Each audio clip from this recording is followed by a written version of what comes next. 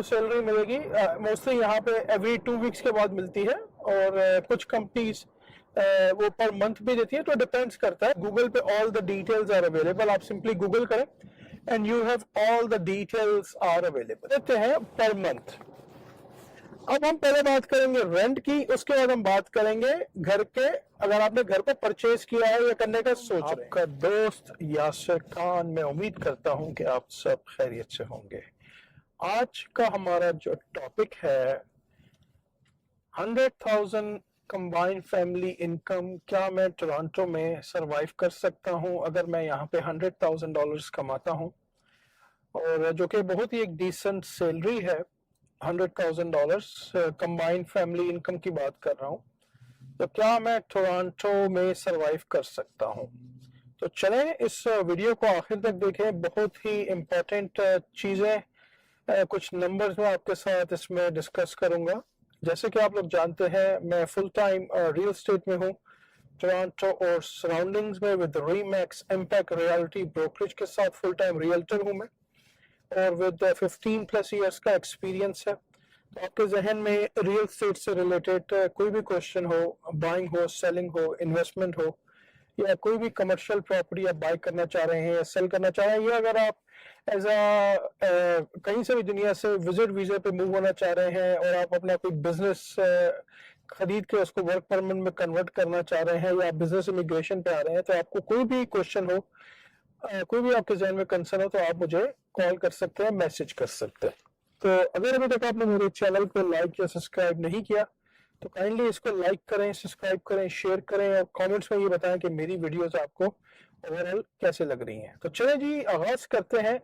जैसे मैंने मेंशन किया, $100,000 कैनेडियन अगर आप पर ईयर कमाते हैं एज अ फैमिली इनकम और as a family combined income, तो क्या आप टोरंटो और सराउंडिंग्स में सरवाइव कर सकते हैं।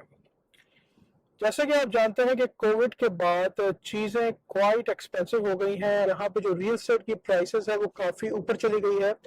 इंटरेस्ट रेट लास्ट ईयर काफ़ी ज़्यादा हाई हो गए हैं, जिससे प्राइस थोड़ी सी नीचे भी आई है, लेकिन अफोर्डेबिलिटी लोगों के हाथ से निकल चुकी है, कैन नॉट अफोर्ड।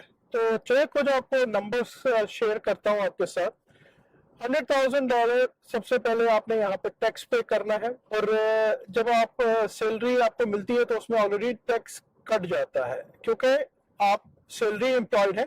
तो जब भी आपको सैलरी मिलेगी, मोस्टली यहाँ पे एवरी 2 वीक्स के बाद मिलती है, और कुछ कंपनीज वो पर मंथ भी देती है, तो डिपेंड्स करता है, लेकिन मोस्टली जो सैलरी है वो यहाँ पे एवरी 2 वीक्स में मिलती है। और जब भी आपको चेक मिलेगा तो उसमें वो आपसे टैक्स काट लेंगे। एक रफ नंबर आपको दे रहा हूँ फॉर 100,000 सैलरी इन टोरंटो और सराउंडिंग्स। अच्छा, एक डिस्क्लेमर यहाँ मैं जरूर दूंगा कि आई एम नॉट अकाउंटेंट, और आप अपने अकाउंटेंट से इसको वेरीफाई कर सकते हैं। इस वक्त गूगल पे all the details are available, आप सिंपली गूगल करें and you have all the details are available. 100,000 का जो टैक्स है वो मोर और लेस तकरीबन 29.6% है, गिव एंड टेक। तो अगर हम फॉर एग्जांपल इसको 30% ले लेते हैं just for the calculation purpose, तो 100,000 की जो इनकम है उस पे रफली जो आपने टैक्स दिया वो अराउंड $30,000 दिया, और जो रिमेनिंग रहा वो रहा $70,000। ठीक है, अब 70,000 को अगर आप 12 से डिवाइड करें तो ये जो नंबर आता है ये तकरीबन $5,833 रफली आते हैं, if I am not mistaking, और डबल चेक कर लीजिएगा। तो $5,800 तो हम ले लेते हैं पर मंथ। अब हम पहले बात करेंगे रेंट की, उसके बाद हम बात करेंगे घर के, अगर आपने घर को परचेज किया है या करने का सोच रहे हैं। तो सबसे पहले तो आप 100,000 की इनकम में घर के लिए क्वालिफाइड नहीं होंगे टोरंटो और सराउंडिंग्स में।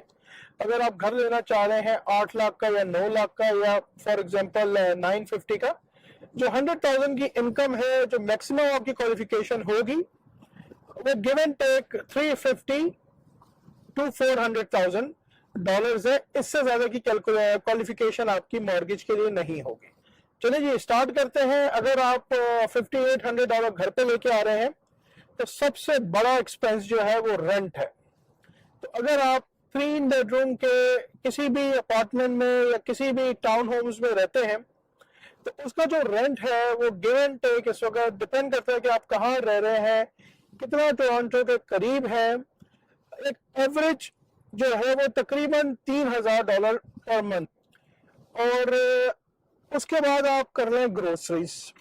तो जिस तरह मैंने मेंशन किया कि कोविड के बाद चीज़ें काफ़ी एक्सपेंसिव हो चुकी हैं और ग्रोसरी वगैरह की प्राइस भी बहुत ज़्यादा ऊपर चली गई है, तो मैं एक एवरेज एक रफ नंबर आपके जहन में रखता हूँ for husband wife and 2 kids.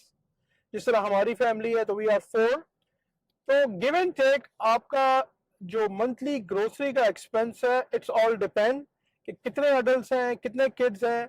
बच्चों की उनमें छोटे बच्चे हैं तो उनके डायपर्स वगैरह आपको चाहिए नहीं चाहिए, तो अदर थिंग्स एज वेल। तो अगर फॉर एग्जांपल हम एवरेज बात करते हैं, मैं अपने घर की एक रफ एग्जांपल आपको देता हूं, तो वो मोर और लेस $1,100, $1,000, $1,200 गिव एंड टेक है, राइट। इसमें हमने अभी कोई अयाशी नहीं की, हमने कोई बाहर रेस्टोरेंट्स में खाना वगैरह नहीं खाया। We talking about home groceries, जो रेगुलर आपकी डेली मीट है, मिल्क है, ब्रेड है, डेली बेसिस की जो ग्रोसरीज है आपकी। तो फॉर एग्जांपल आपका रेंट था $3,000 और ग्रोसरी की कॉस्ट $1,000 हुई, तो ये $4,000 पे आप खड़े हैं। टोटल आपको जो पैसे आए हैं वो $5,800 आए हैं। तो $1,800 आपके इस वक्त पास पड़े हुए हैं। अभी आपने गाड़ी की पेमेंट नहीं की, अगर आपके पास गाड़ी है, गाड़ी की इंश्योरेंस आपने पे नहीं की, और गाड़ी का मेंटेनेंस और पेट्रोल वगैरह अभी तक आपने पे नहीं किया। अगर आप पब्लिक ट्रांसपोर्टेशन ले रहे हैं तो पब्लिक ट्रांसपोर्टेशन भी again every month will cost you, depend करता है कि आप कहाँ से कहाँ कम्यूट कर रहे हैं। आप बसेस ले रहे हैं या टैक्सीज ले रहे हैं या उबर ले रहे हैं, इट ऑल डिपेंड्स। तो उसके लिए भी अगर फॉर एग्जांपल आप पब्लिक ट्रांसपोर्ट में जा रहे हैं तो रफली में तकरीबन $300-400 गिव एंड टेक आपको मंथली उसके पे करने पड़ेंगे। अगर आपके पास गाड़ी है तो गाड़ी की या तो आप कैश पे ले लें। अब इस वक्त जो सस्ते से सस्ती गाड़ी है, जो डिसेंट गाड़ी है, वो 15,000 से कम नहीं है। तो फॉर एग्जांपल अगर आप गाड़ी को फाइनेंस कराते हैं या लीज करते हैं तो वो आपकी तकरीबन जो पेमेंट, क्योंकि इंटरेस्ट रेट्स इस वक्त काफ़ी ज़्यादा हाई हैं, तो मंथली जो आपकी पेमेंट वो बनेगी वो हो सकता है $400-500 बने। एक बेसिक कार की बात कर रहा हूँ, ठीक है। प्लस आपने इंश्योरेंस देना है। दोस्तों अगर आप टोरंटो या सराउंडिंग्स में हैं और आप नए ड्राइवर हैं तो यहाँ पे कार इंश्योरेंस बहुत ज़्यादा महंगी है। Car insurance sometimes $400, sometimes $350-500 depend करता है, राइट। तो फॉर एग्जांपल अगर आपने गाड़ी ली, गाड़ी की पेमेंट $400 और इंश्योरेंस आप लकी आपको मिल गए, आप लकी होंगे आपको मिल गई 350, तो दैट 750। एटलीस्ट आपने उसमें $250 to $300 का पेट्रोल भी डालना है, मेंटेनेंस है, तो $1,000 is right there. Rent, groceries and your car payment, we talking about $5,000। अभी तक हमने कोई एंटरटेनमेंट नहीं किया, कोई इंजॉय नहीं किया, किड्स को हम लोग बाहर लेके नहीं गए, हम 5,800 कमा रहे हैं। ठीक हो गया। अब अगर हम बात करते हैं सेलफोन की तो वो भी तकरीबन मोर लेस $50 है। और बच्चों की शॉपिंग्स, उनके क्लोथ्स वगैरह, डेफिनेटली जैसे जैसे बच्चे बड़े होते हैं तो उनकी उनकी बेसिक नीड्स जो चीज़ें हैं, शूज़ हैं, उनके पेंट्स हैं, उनके शर्ट्स हैं, उनके स्कूल की सप्लाईज है, तो अनदर कपल $100 भी टॉकिंग अबाउट। ठीक है। तो चले आप इसके लिए हर महीने तो आप शॉप नहीं करेंगे, लेकिन एटलीस्ट आप 3-4 महीने के बाद, 5 महीने के बाद शॉप करेंगे तो $200-300 आप उसके लिए रख लें।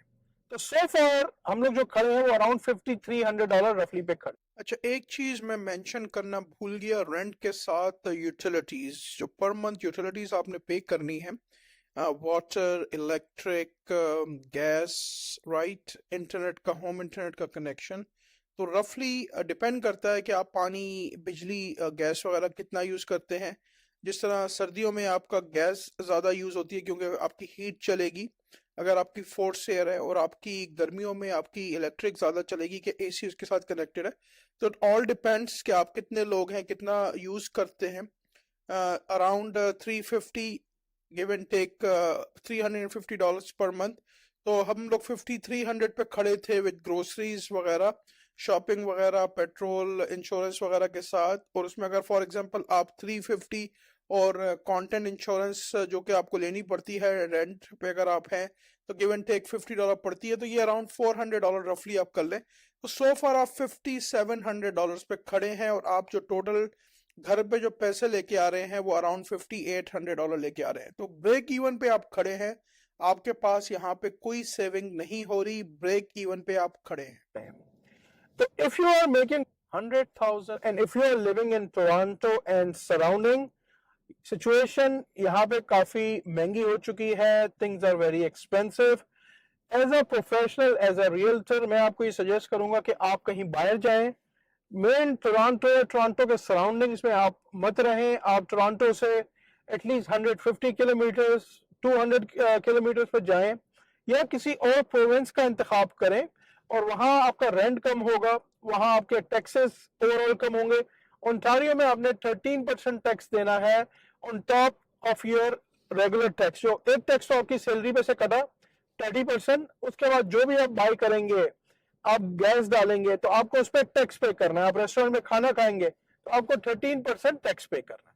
तो again it's very tough if you are making $100,000 and you living in Toronto surroundings. तो ये बहुत मुश्किल हो सकता है आज के हालात में, क्योंकि चीजें again getting expensive on a daily basis. Everything is getting expensive on a regular basis.